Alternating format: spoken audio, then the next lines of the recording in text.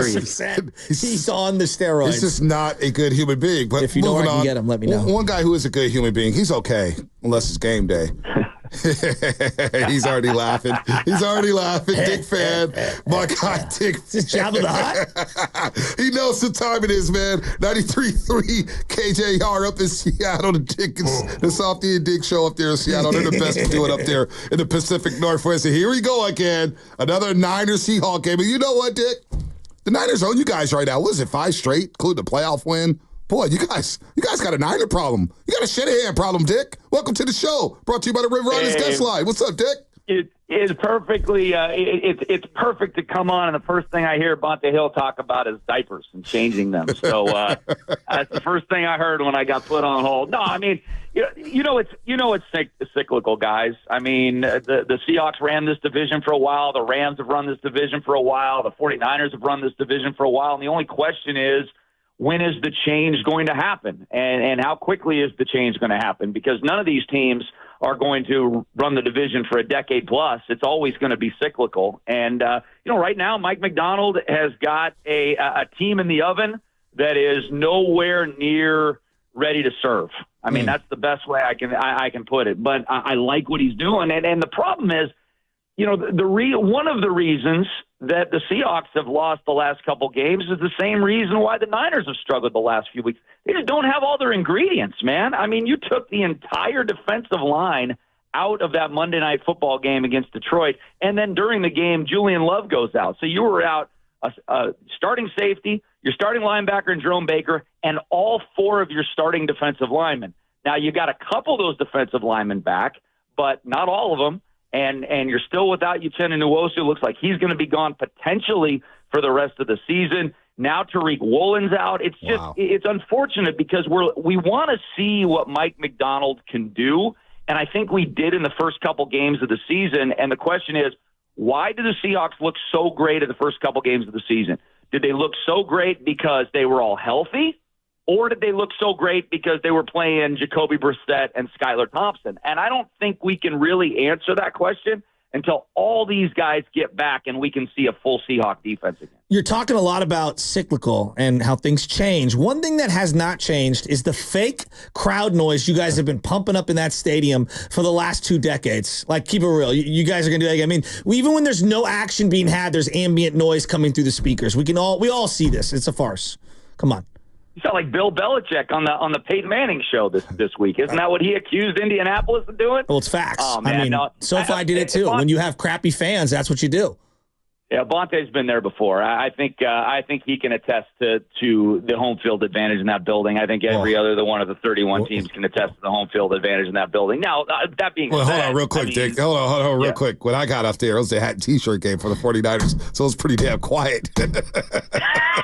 Well, it was crickets. Were you up here for the NFC Championship game in January 2014? No, I was a broke boy then. I didn't have too much money to go up there for that one. No, I'm glad. Was fairly loud that day. As was the game earlier that season where they won like 42-10 or something like that on Monday Night Football. No, I mean, it's like any stadium, right? It's going to be louder. The better the team is, the better the defense is, the louder the stadium is going to be. But I think Seattle has a deserved reputation for what it is. It hasn't been bandwagon the same jumpers the last couple of years. Okay, all right. I mean, there's a microwave fan base. That's what I think of you guys, because I watched you in our division and I never saw anyone travel until you actually won a championship, and that's just facts. Oh, the traveling part, you're exactly right. The traveling part has only happened in the last 10 years, but there has not been a season ticket available for the Seattle Seahawks in, I think, 35 years. Wow. So, I mean, you can't get a ticket. You can't go to the box office and buy a Seahawks ticket, and you haven't since the last century. So, I mean, if that's bandwagon, that's cool. I mean, if you guys can say that in Santa Clara, then good on you. I don't know if we could say that in Santa Clara. I'm not going to lie about that. But Dick Fain joining us here on the River Islands Guest Line. All guests on 95.70 Game appear on the River Islands Guest Line. Is it a time for you to discover the islands, River Islands and Lathrop? From what you've guys seen from afar with the 49ers, they're 2-3, and obviously this is a massive game. Do you see Geno Smith and company airing the ball out? What's going on with the running game here? Grub, who came over from the University of Washington, had Penix and Dunze and McMillan. What's going on with this offense? Because Kenneth Walker III, 5 carries last week, 6 carries? What the hell's going on there? Ryan Grub has a tendency to get hormonal. We've seen that with the Huskies. He obviously has a great following amongst Husky fans, but there are also a lot of Seahawks fans that are Cougar fans and Duck fans and Beaver fans, and they couldn't give a crap about Ryan Grub. In fact, they don't really like Ryan Grub. So Ryan Grub has got to prove himself to all Seahawks fans that are not Husky fans. I think he's endeared himself enough to Husky fans, but that's only maybe 50% of Seahawk Nation. The rest of them are following other college football teams. So Ryan Grub, I was disappointed in how he attacked the Lions on Monday Night Football because the first 24 plays, there were 20 Geno Smith dropbacks against Aiden Hutchinson and that pass rush and 4 Ken Walker runs.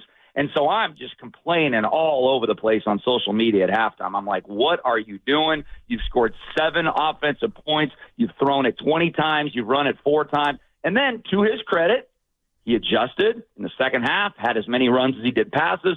The Seahawks didn't win that game, but they came back. Their offense looked dynamic. And then what does he do this last week? He does the same thing that he did in the first half of the Lions game, and he gives Ken Walker, who, in my opinion, when healthy, is a top 5 running back in the NFL. I mean, this guy, when he gets a crease, he could be gone at any moment, and he gives him the ball 5 times. So Ryan Grub has been squarely in my crosshairs for the last week and a half, and he's got to prove something. And he fell, to his credit, he fell on the sword this week. He fell on the sword. Mike McDonald kind of called him out saying, his quote was, we did Ken Walker a disservice. And Ryan Grub obviously had a conversation with his head coach and says, I need to get the ball 10 to 15 more times than I did to Ken Walker. So whether it's going to be force-feeding him, I hope it's not just force-feeding him to the line of scrimmage, because Ken Walker's not a great between the tackles, 3rd and 1, 3rd and 2, 4th and 1. That's not Ken Walker's game. Ken Walker's game is getting 2 and then 3 and then 1 and then 27. And that's how Ken Walker's going to get his 100 yards. He's going to get his 100 yards with 3 or 4 20-plus yard runs, and then the rest of them are going to be 2 to 4 yard runs. That's how Ken Walker operates. But you have to allow him the opportunity, giving him the ball enough times for him to bust those 20 to 30 yard runs. DK is such a stud, and you watch him from afar. He reminds so many Niner fans of T.O., and he's had the big fumbles the last couple of losses. What's going on with DK Metcalf? DK Metcalf is an unbelievable talent. DK Metcalf, in my opinion, has not developed into an unbelievable football player. He's developed into a very good wide receiver, a top 10 to 12 wide receiver in the NFL. But if DK Metcalf wants to be paid like a top 3 wide receiver in the NFL, all these other things need to go away. Fumble last week, fumble on Monday Night Football, penalties, 15-yard penalties, holding penalties when he's not even involved in the play, taking away 25, 30-yard receptions by Tyler Lockett and Jackson Smith and Jigba. It seems like a weekly occurrence that DK Metcalf will give you a massive negative play. And so those things have to go away. If DK can just give you all the positives without just the brain lock plays, then it used to be unsportsmanlike conducts. In the past years, it was 15-yard unsportsmanlike conducts that he gave you. Now he's kind of calmed down a little bit and hasn't done the shoving and 15-yard stupid flags. Now it's holdings, and now it's the inability to hold on to the football when he's trying to fight for extra yards.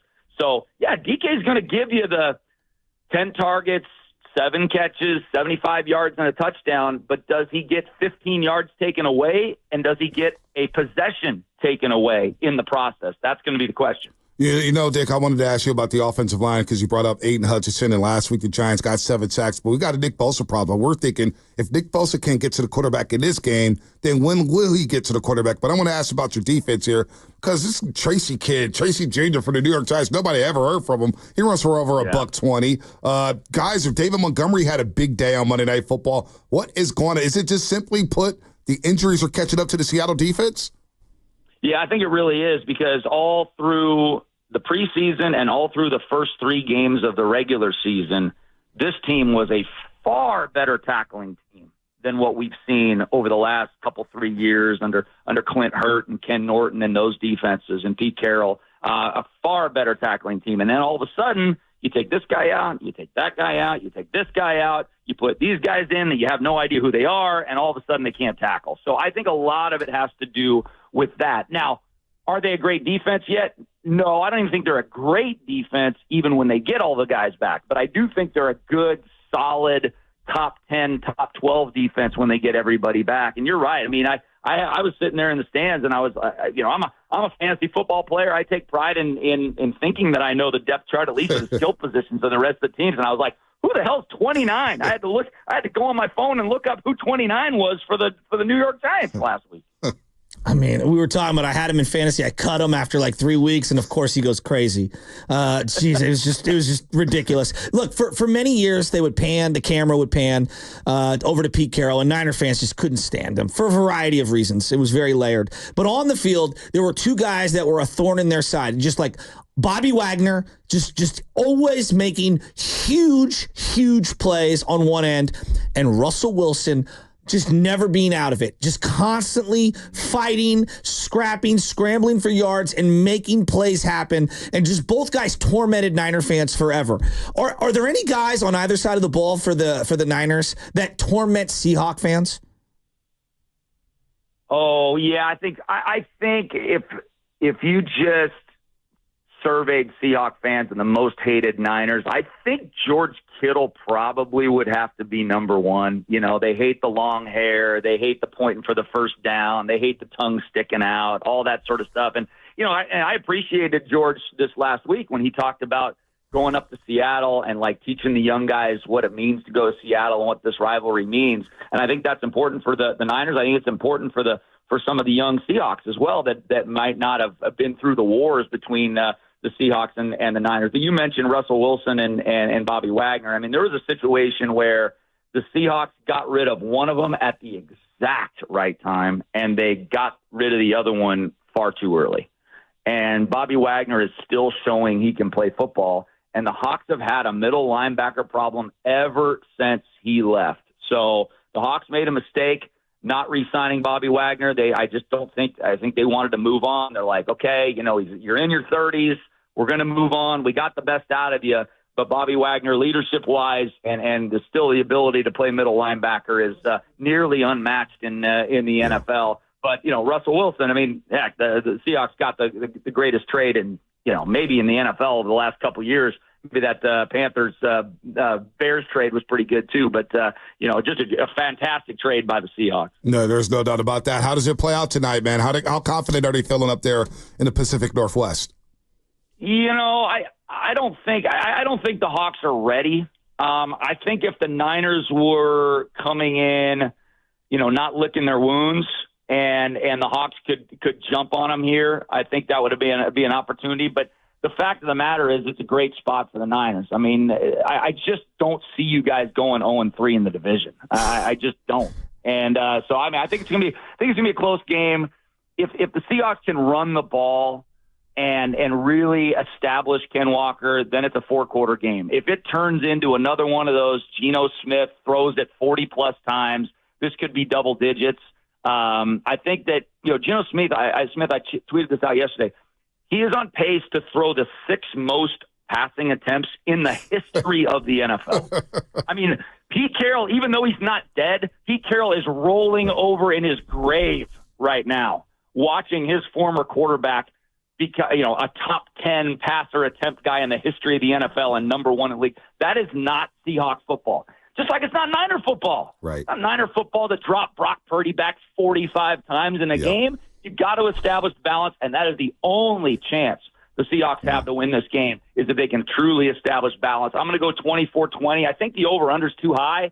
I kind of like the over-under better than I like the side. I think 3.5 is probably about where it should be. Mm-hmm. But, 49.5 seems too high for me for two teams that, I think Jordan Mason wants to be established on one side and Ken Walker wants to be established on another. That doesn't scream 49.5. Not to mention the red zone issues for the 49ers, Dick. 9-22 so far in the red zone for the 49ers. Yeah. They can't score touchdowns right now.